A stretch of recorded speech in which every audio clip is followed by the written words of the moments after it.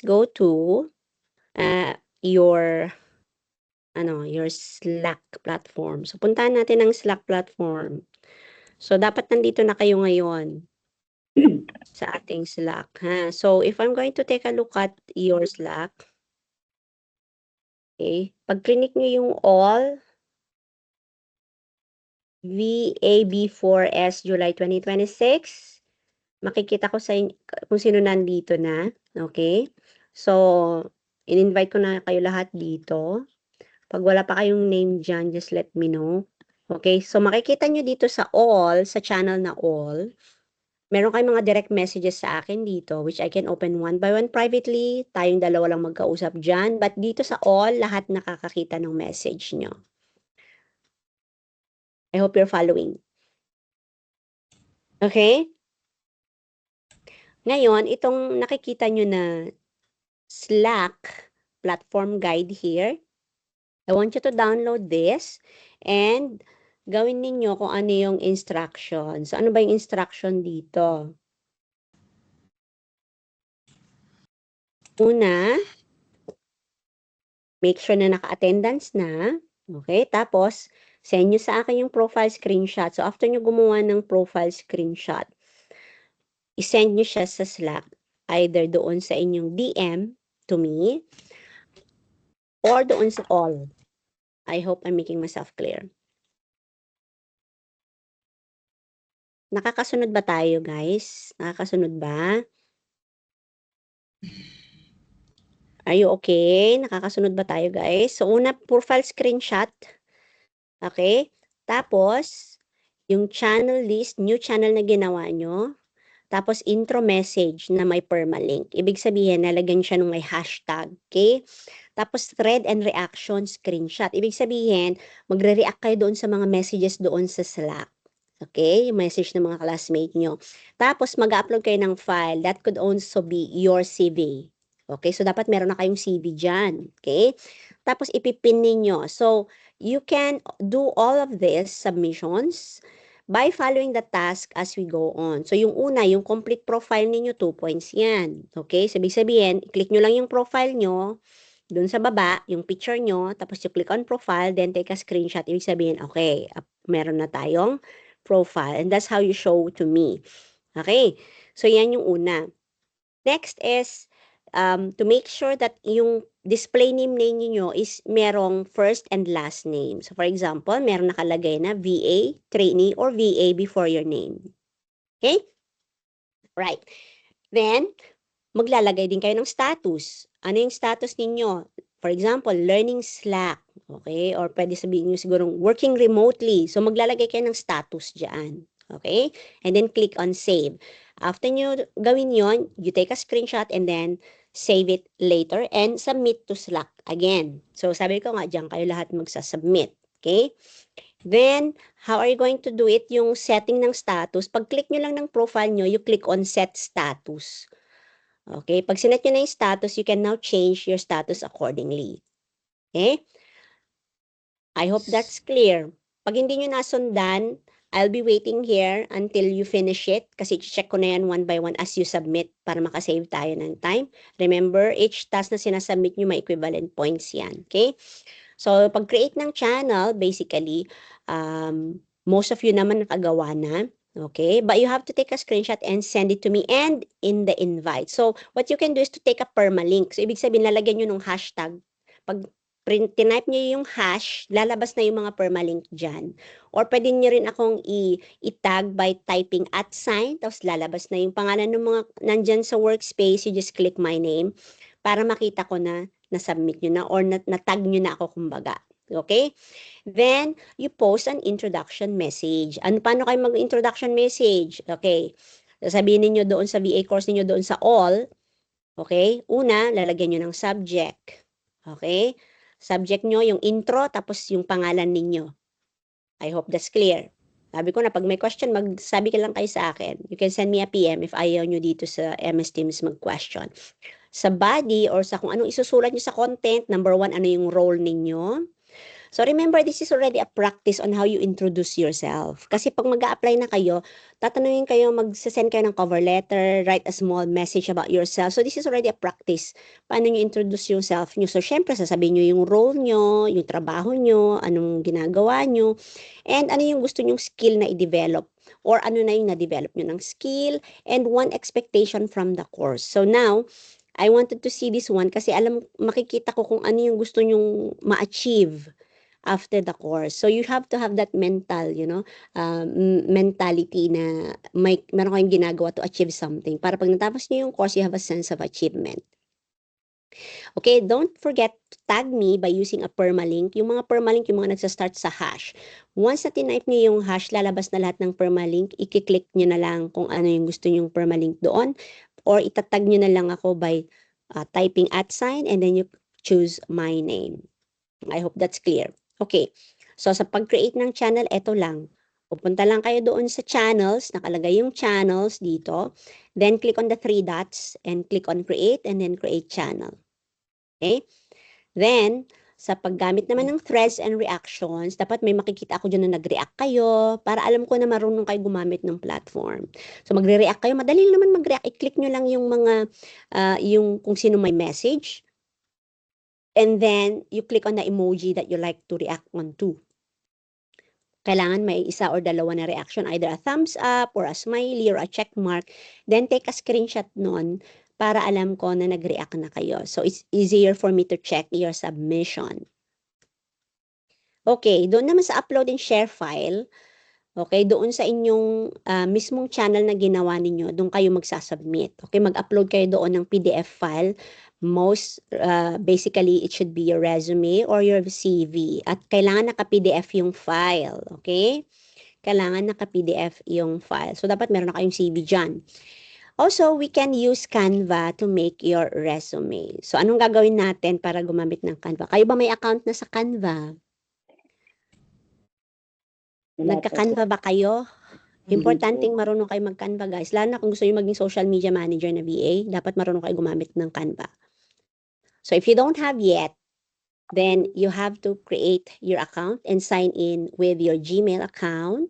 And also, another reminder, gawa kayo ng separate na email, na Gmail, na hindi siya pang personal. Ibig sabihin para lang dito sa pag-aaral nyo, para hindi siya mag-compromise doon sa personal data ninyo sa email nyo. So for example, parang ako, makikita nyo yung profile ko dyan, nakalagay VA Maria Viray at Gmail. So kayo yung gagawa, halimbawa, VA Emma Liz at gmail.com.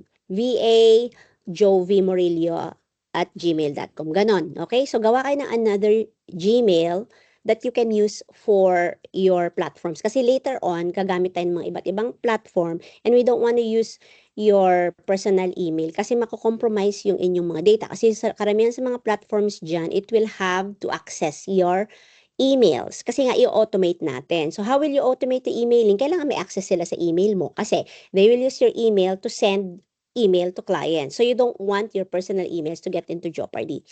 At saka syempre yung privacy ninyo. So it's always advisable na gagawa kayo ng sarili nyong separate na VA or pang work na VA na email. So again, yung first reminder ko sa inyo is to create your video introduction, which nagbigay na ako ng instruction kanina. Magsisend pa rin ako ng screenshot ng instruction doon sa group chat para hindi nyo makalimutan.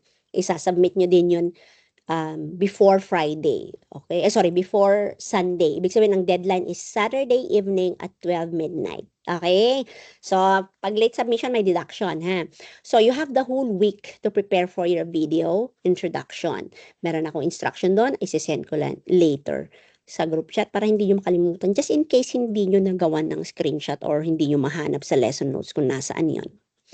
Okay, let's go to the Canva thingy. Okay, itong Canva thingy na to, itong Canva. So what you do is you can create your CV or your resume gamit yung Canva. So what you do is you go to your Canva.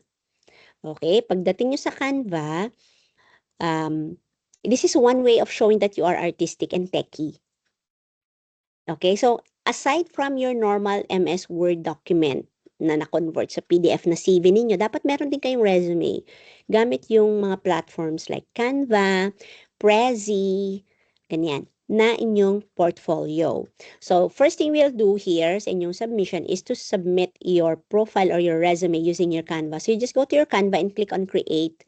And then, i-type nyo yung resume. Tapos, lalabas na yung mga template dyan. You really don't need to do a lot of work sa Canva. Actually, click-click na lang kayo dyan. Pipili na lang kayo ng template. Okay, so madali na lang ang work dyan. Then, pag-type nyo ng resume, makikita nyo dyan yung A4. Yan. Okay, so choose nyo yung A4 na portrait. Okay, after that, lalabas na yung template and all you need to do is to just fill it in. Lagay nyo yung gusto nyong pangalan nyo na ilagay nyo dyan na buo, yung contact details ninyo, a little bit about what you do, what are the skills that you have, your contact number, your email. So, remember, doon sa mga platforms na mag-a-apply kayo, may mga policies yan sila. So, isa sa mga policies is that they don't allow you to put your contact number and your email doon sa ilalagay ninyo na document, for example, your CV. Because they want you to communicate through the platform only. Ayaw nila na mag-direct kayo dun sa client kasi sila nagbibigay ng client sa inyo. Ngayon, if you have these links, pwede nila yun i-accept. Okay? So, kailangan meron kayong mga ibang ways to show your information through these links sa Canva, which is a resume using your Canva. Okay? So, maglalagay din kayo doon ng mga information. Madali na lang to guys, okay? I will show you also later. Let's just move on first with the Slack platforms at ano yung mga ni-expect ko dito na i-submit nyo sa platform na to. Next thing you'll do here is to create, ipin nyo lang yung message. So, yung pagpin ng message, puntahan nyo lang yung message and click on pin. Mapipin na yun siya. Okay? So, paano yan? Halimbawa, ito. Makikita nyo tong example ko rito. Gusto kong ipin itong welcome message ko sa inyo. So, pupuntahan ko lang yung message na yun and then I will click on pin to channel. So, mapupunta na yan doon sa pinaka-top. So, I want you to take a screenshot of your pin. Makikita ko naman kung naka-pin, no? So, take a screenshot of that and submit. Okay? So, puro screenshot isasubmit nyo sa akin dito. Otherwise, sa ibang mga submissions, you have to send the link. Like, for example, yung Canva resume ninyo, pwedeng link ang isubmit nyo sa akin. Okay. Next, you're going to make a reminder. Yung reminder ninyo is going to be done by going to your all na channel, yung may hashtag all.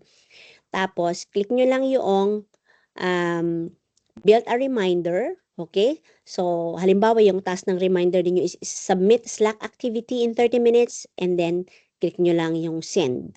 Okay? Tapos, i-confirm nyo lang kung nag-appear na nga doon sa channel ninyo. So, how will you do that? So, halimbawa ito. Okay? So, you just go to your, maglagay kayo ng permalink or just type hash. Pag type nyo ng hash, lalabas na yung mga gusto nyong gawin ng Slack bot. Meron din kasing AI dyan. So, what you're going to do is to type hash. Okay? Then, remind. And after you do that, magbibigay ka na ng anong gusto mong ilalagay na activity for reminder. So, for example, in my example here, nag-type ako ng hash, remind. Tapos, pag sinabi mo kasing hash, tinatawag mo si Slack bot to help you out with the reminder. Okay? Yung AI ng Slack. So, you type hash, then remind. Tapos, ito-type mo yung permalink na hash VA, task to submit Slack activity in 60 minutes. Tapos, you click on the 3 dots dun sa gilid. Okay? Tapos, lalabas yung remind me about this. Tapos, ilalagay mo na kung 20 minutes, 30 minutes, 1 hour, or tomorrow. So, then, bago kayo mag-click, ilagyan nyo na ng screenshot and then submit sa Slack. Okay? So, ipunin nyo lahat ng mga screenshot na yan at save nyo later sa portfolio nyo sa G Drive para meron kayong evidence that you know how to use the Slack platform. Okay? Kasi pag sinabi siguro sa interview, do you know how to use the Slack? Tapos, yes, then you have to have evidence. I-share nyo na lang yung link ninyo sa Drive and everything will be there.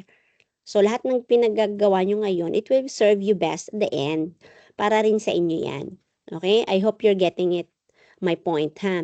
Okay, so your reminder can be set today at maybe 1 o'clock or maybe 2 o'clock. So, remember, it's a 24-hour clock. So, pipiliin nyo na lang yan. Click on save. Tapos, screenshot nyo, submit nyo ulit sa Slack. Okay, yun yung proof ninyo na nagawa nyo yan. Dito sa Slack platform, meron ding call. Ang tawag sa call is huddle. Okay? So, you create a test call. 2 points din to. So, hindi nyo kailangan tawagan ako ng as in tawagan yun, antayin ako sumagot. Okay? Kasi, what I'm trying to do here is to see that you know how to use the huddle button. Natin. So, pagka-click nyo ng huddle, lalabas na yung separate window na pop out on the huddle. Kumbaga, magsa-start na yung meeting. Then, you just take a screenshot and that's what you're going to submit sa Slack. Then, you will note it na pag nagsasubmit kayo, lalagay nyo naman kung anong ano na yung sinasubmit nyo. So, kung sa huddle, bago nyo isubmit yung huddle, huwag nyo na lang send yung puro screenshot na lang. Lalagyan nyo naman ng caption or ng description. So, for example, dun sa huddle, lalagyan nyo, G, that means activity number G, activity letter G, quick huddle test for 2 points. Ganon. Okay? Right. Then, we go to your reflection and submission. So, isa-isahin nyo yan today. I'll be waiting one by one. At i-check ko din yan one by one. Magre-reply din ako sa submission nyo one by one. And as you submit, i-record ko na kasi madami kayo. I have to do it one by one individually. Okay? Para at least na isa-isa nyo rin. Bago tayo mag-proceed to the next chapter, dapat matapos nyo muna tong chapter 1, submission ng Slack. Okay? So, I'll just be here waiting for your submission and checking your work. Pag may issue kayo, just raise your hand or just send me a message. I will attend to you. Okay? Carry on.